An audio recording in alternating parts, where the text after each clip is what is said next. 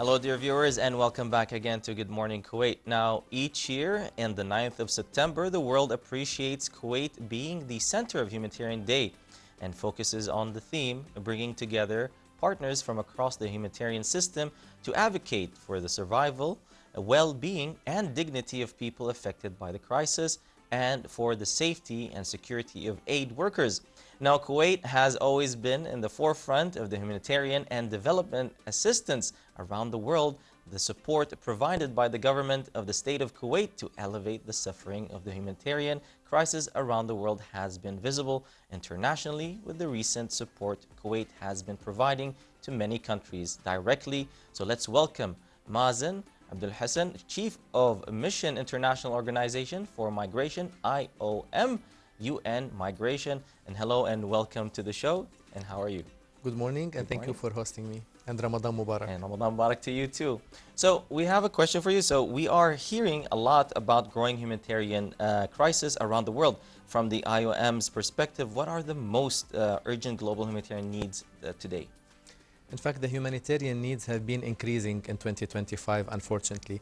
If we look at the statistics of the United Nations, there is currently around 238 million persons who are in urgent need of humanitarian assistance. They are spread among 70 countries. And if we look at the top countries where the most humanitarian needs are, you have Afghanistan, you have Gaza, you have Ukraine, you have Myanmar, and so many of these countries. The most urgent needs in these countries and across the crisis are very basic. It's access to shelter for people who have lost their homes. It is access to clean water and to food. It is access to medication and to health care. It is protection so people are not exploited.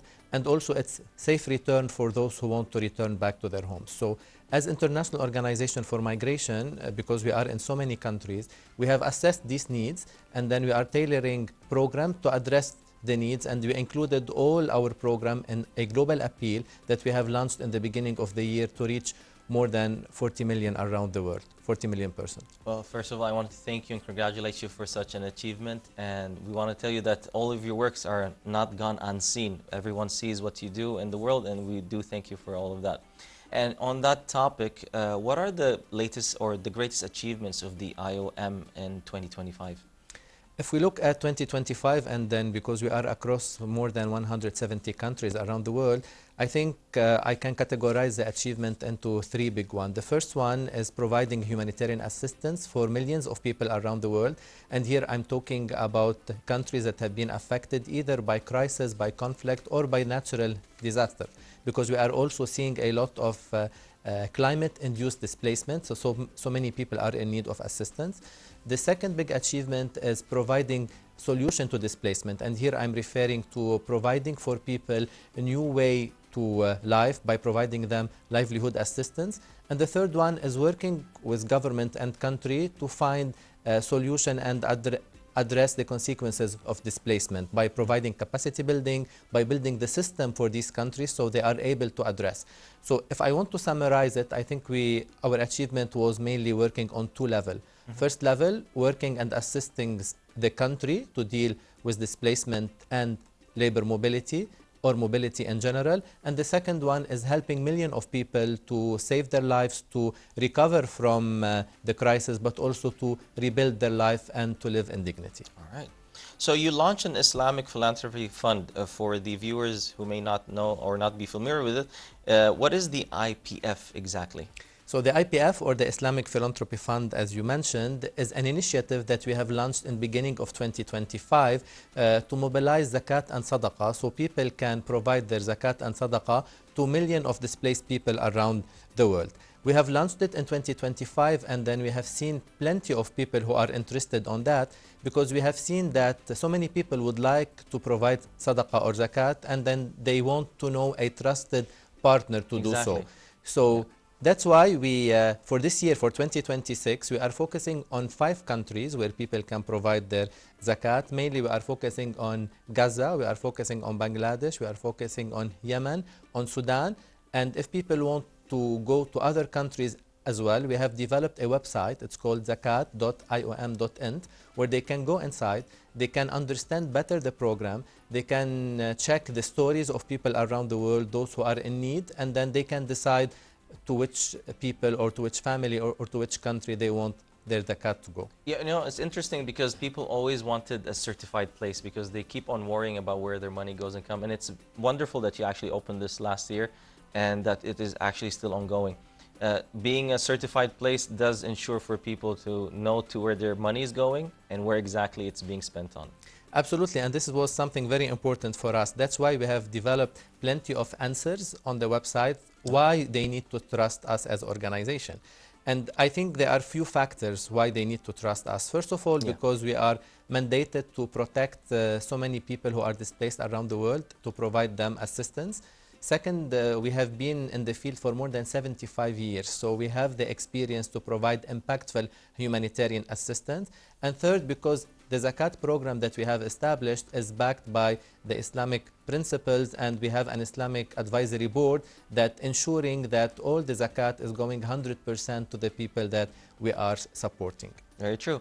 So another question is, does Kuwait has a long tradition of humanitarian giving? How is IOM working with the Kuwaiti charitable organization, and what impact these have on it?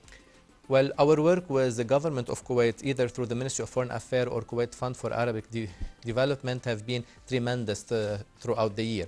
But also with the charity organization, it's very important because giving is something in the DNA of the Kuwaitis. So this is something that it goes without saying.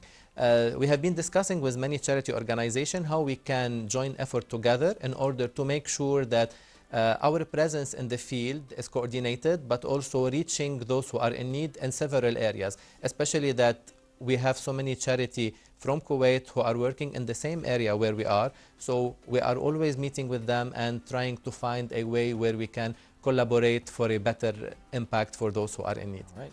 So as we are in the holy month of Ramadan, what message would IOM like to share with the people of Kuwait?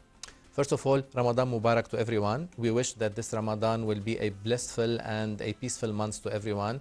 And then we would like to remind everyone that even a small gesture will help so many people who are in need, because there are millions of people who are displaced around the world, and any small gesture from the generosity of people will be helping to save life and allow people to live in dignity. Now, you've said that anything small. So what small things that we can do here in Kuwait other than charity to help people abroad? I think the Kuwaitis have plenty of things who are that they are very famous in doing and providing the giving, and then I would encourage them to visit this website and then to contribute to our global campaign in order to make sure that those who are in need are receiving like the basics in order to live a dignified life. And one more thing, what is your goal up from now, from the beginning of Ramadan until the end of Ramadan? So what are the goals that you have throughout this holy month that you want to reach by the end of the month? Well, our goals are very ambitious. Oh, yeah. We do hope that we reach plenty of people, because the more funds that we receive through the zakat, the more people that we can assist. Yes. That's why we are ambitious that many people will be supporting this kind of fund in order to make sure that needs are addressed around the world. All right. Thank you so much for your time, Mazen, and we hope to see you again. Thank you, and Ramadan Mubarak again. You too. All right, dear viewers, that was our guest, Mr. Mazen Aboulhosn, Chief of the Mission International Organization for Migration, IOM, and UN Migration. So, dear viewers, we're going to have a short break, and we'll be back for more right here at Good Morning Kuwait. So stay tuned and stay on your seats.